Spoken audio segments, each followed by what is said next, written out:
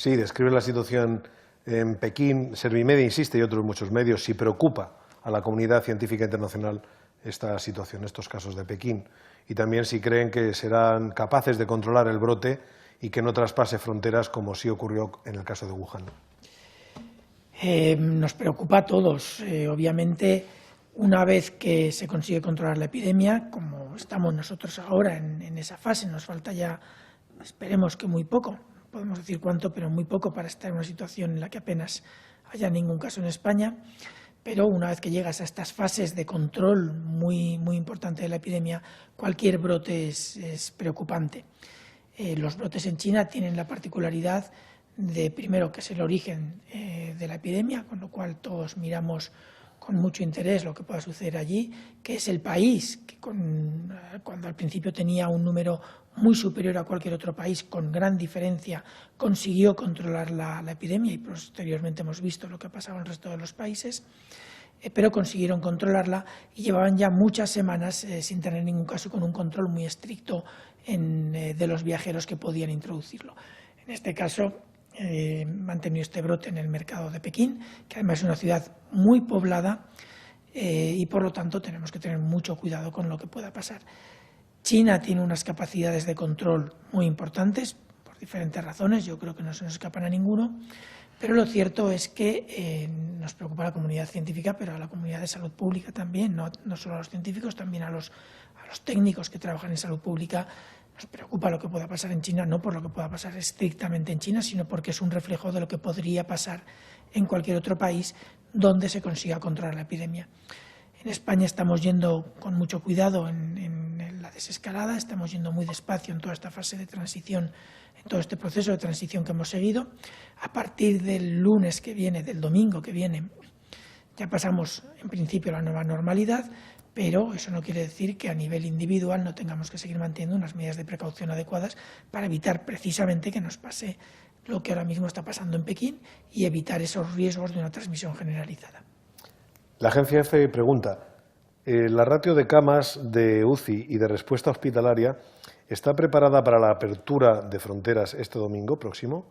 El cálculo que hizo Sanidad incluía a la posible población flotante que supone el turismo en verano. ¿Y qué opinión le merece el estudio realizado en Torrejón de Ardoz, así como sus resultados?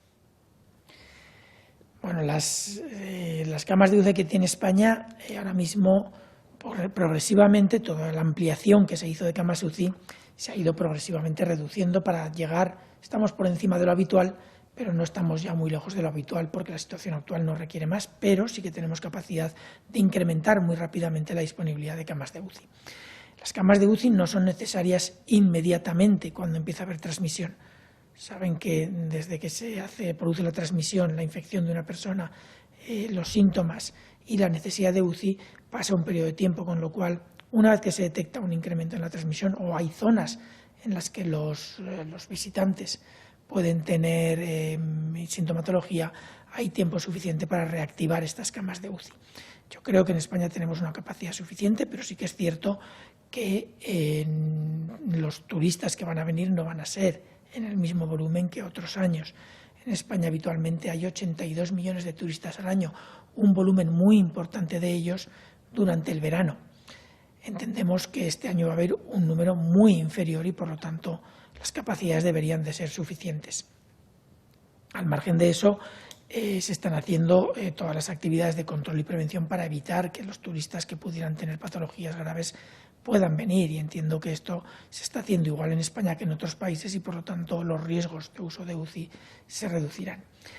En cuanto al estudio de Torrejón, lo cierto es que nosotros no hemos recibido resultados oficiales de esta prueba masiva que han realizado. No sé los resultados que obtendremos, pero es verdad que que han podido obtener, pero la verdad es que hasta que no tengamos el protocolo de estudio con cómo se han seleccionado la muestra, qué tipo de personas han participado en él y cuáles son los resultados reales, no puedo opinar nada sobre sus resultados y sobre el estudio.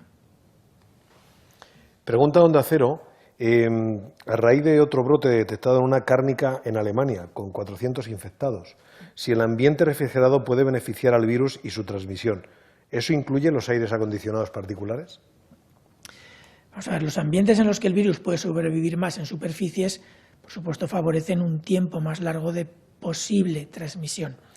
Yo no soy experto en mataderos, no sé cuáles son las condiciones de matanza en los mismos, pero sí que es verdad que entiendo que serán condiciones con unas temperaturas y unas condiciones de humedad que puedan favorecer la supervivencia del virus en superficie un tiempo un poco más largo que en otros puntos. Eso podría ser, pero lo cierto es que los mataderos tienen condiciones muy particulares, no solo por el medio ambiente en el que se pueden mover, que habrá que ver si eso tiene o no algo que ver en la transmisión, sino también por el tipo de profesionales, el tipo de trabajo y los grupos sociales de los que provienen estos profesionales. Y además, no sé, en Alemania, por los mecanismos de prevención que se utilizan. Los mataderos se utilizan siempre, no con el coronavirus, sino siempre equipos de protección, mascarillas, batas, guantes, etc. Yo no sé muy bien cómo se realiza el uso de esos materiales en los mataderos, espero que sea bien, que se haga bien, pero lo cierto es que si hay alguna mala práctica en algún matadero en el que se puedan mal utilizar, que espero que no sea generalizado, las mascarillas que utilizan habitualmente, los guantes, etcétera, podría favorecer también. Como no tenemos detalles, es difícil valorar lo que ha podido pasar, pero sí que es verdad que si hay un 40% de los profesionales de ese matadero que han sido infectados, es llamativo, es muy llamativo. También es cierto que en España hemos tenido algunos brotes asociados a mataderos. No tenemos todavía los resultados de los estudios detallados que hayan podido hacer los servicios de salud pública de cómo se ha podido transmitir el brote, pero sí que es verdad que desgraciadamente los trabajadores de nuestros mataderos en muchos casos son personas de grupos sociales o desfavorecidos o con condiciones en las que la transmisión puede ser más fácil no solo dentro del matadero sino también fuera. Por lo tanto, puede ser que una vez que entren en alguno de los trabajadores la transmisión se pueda generar o en el matadero o fuera. Y eso es difícil de discernir cuando tenemos grupos que conviven casi todo el tiempo, tanto en el trabajo como fuera del trabajo, que conviven juntos. No podría valorarlo si las condiciones lo favorecen, pero sí que es una opción. La cadena SER le pregunta si va a pedir España a la Unión Europea y a la Organización Mundial de la Salud que la vacuna, cuando exista, sea considerada un bien público global. ¿Tiene España algún acuerdo para la adquisición de vacunas? Y si es así, ¿con cuál de ellas? Se están trabajando en diferentes opciones. A nivel de la Unión Europea también se está tratando de buscar mecanismos para que el acceso a la vacuna sea, digamos, equitativo o igual para todos los países miembros de la Unión Europea, y en eso está trabajando la Unión Europea en colaboración con la Agencia de Medicamentos Europea y con las agencias de medicamentos y los gobiernos de todos los países de la Unión Europea, por lo cual en esa línea se llegará a los acuerdos. No puedo decirles en qué plazo, pero se llegará a los acuerdos en los que todos confluyamos y en los que haya consenso a nivel europeo. Al margen de eso, España tiene abiertas diferentes líneas de negociación, de trabajo y de investigación que nos ponen en algunos consorcios de investigación en una situación prioritaria para acceder a las posibles vacunas en caso de que demuestren eficacia, y en otros estamos colaborando de forma que podamos tener también acceso en diferentes niveles de prioridad. España tiene, como les digo, varias líneas abiertas. Cuando se vayan cerrando todas estas opciones, entiendo que los responsables de la gestión de estas negociaciones darán las informaciones adecuadas. Yo ahora mismo no puedo darles mucho más detalle.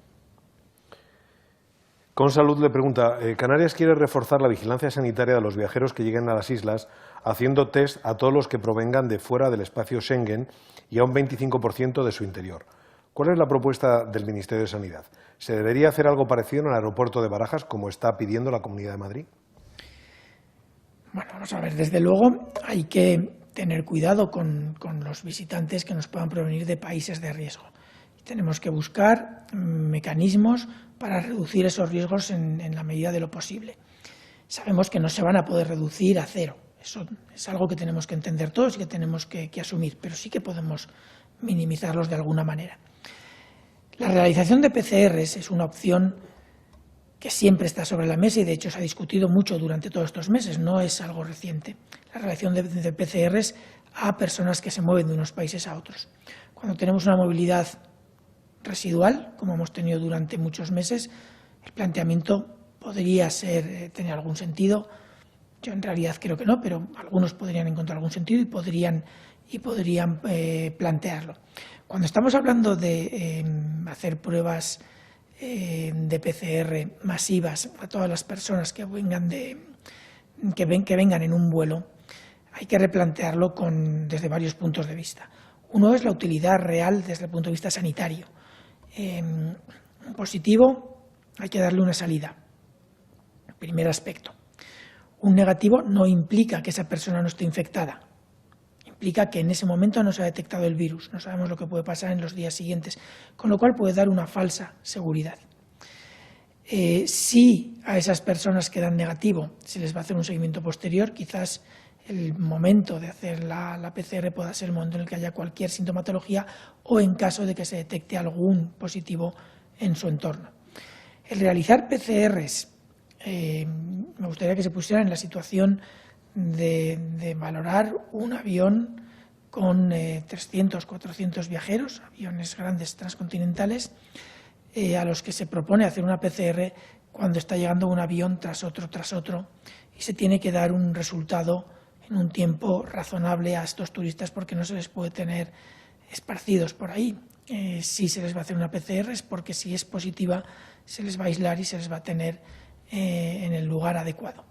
Todo esto requiere, además de los criterios técnicos sanitarios que puedan o no demostrar interés en este tipo de acciones, que ya digo que ahí no somos solamente en el Ministerio, sino en muchos otros grupos estamos realmente dudando de que pueda haber un interés real. Hay que plantear todos los aspectos logísticos y económicos asociados a esta actividad y valorar si realmente va a aportar algo de interés. Ahora mismo el Ministerio no es muy proclive a realizar este tipo de pruebas masivas. El Gobierno de Canarias tendrán que valorarlo correctamente y tomar una decisión a partir del mes que viene. Nosotros no tenemos una capacidad de recomendación, pero las decisiones ya no son tan estrictas por parte del Ministerio, sino que son las comunidades las que tienen que tomar las decisiones finales. Más preguntas que llegan hoy de Radio Nacional de España. ¿Cuándo se empezarán ya a hacer pruebas PCR a todos los contactos de un caso positivo, aunque no tenga síntomas, y qué ventajas supondría?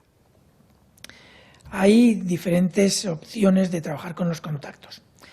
La ventaja de hacer PCRs a todos los contactos de un caso identificado, inmediatamente que se identifica el caso, es el poder detectar alguno de ellos que en ese momento sea un caso activo, que pueda tener una PCR positiva y que por lo tanto en ese momento o en los próximos días, probablemente si no tiene sintomatología en los próximos días, pueda llegar a transmitir.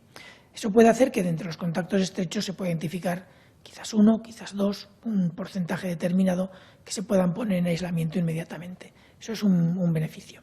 Sin embargo, el problema de hacer PCR a todos implica también que los negativos habrá que volver a hacérsela en un momento determinado. Y no sabemos si van a ser positivos al día siguiente o al otro. El planteamiento es que si la opción de respuesta es que todos los contactos estrechos tienen que guardar una cuarentena, el hacer o no la PCR no cambia sustancialmente la acción sobre esas personas. Por lo tanto, la otra opción es realizar una PCR al cabo de unos días. En principio se barajan entre 7 y 10 días, más probablemente 7 días, que es el momento en el que se inicia la respuesta inmune con los anticuerpos, y que además ya sabemos por los estudios realizados que el virus es muy poco probable que sea viable a partir de ese día. A partir de ese momento, 7 días después, que además coincide con la mediana o el momento en el que más probablemente ya se han tenido que desarrollar síntomas, aunque se puedan desarrollar durante unos días después en algunos casos, en un número pequeño de casos, quizás sea otra opción el realizar la prueba en ese momento y de esa forma reducimos el periodo de cuarentena de esos 14 días habitual a únicamente 7 para aquellos que en ese momento sean negativos y además demuestran tener anticuerpos, o sean positivos si además demuestran tener anticuerpos. La discusión está en esos dos puntos. No es que una tenga que sustituir a la otra o que sean incompatibles, son dos opciones. El punto clave está fundamentalmente en valorar si la acción que se hace sobre esos contactos va a cambiar, se haga o no la PCR inmediatamente en el momento que se identifica como contacto. Y ahí está la discusión. Ahora mismo tenemos un documento en la ponencia de alertas que se está discutiendo y que está planteando cómo actuar con los contactos, y la decisión final estará en los próximos días. Yo creo que mañana jueves tenemos una reunión con la ponencia de alertas. Es muy probable que entre mañana y el viernes tengamos ya una decisión tomada en el seno de este grupo de trabajo con todas las comunidades autónomas, que se propondrá a la Comisión de Salud Pública y al Consejo Interterritorial para validación. Una última pregunta, doctor, se la formula Europa Press. A raíz del estudio británico sobre la dexametasona para casos graves, hemos sabido que en algunos hospitales españoles se está usando desde marzo con resultados en casos graves. ¿Se va a incluir en los protocolos de actuación y en qué casos concretos? Ayer ya de alguna manera se preguntó acerca de esto.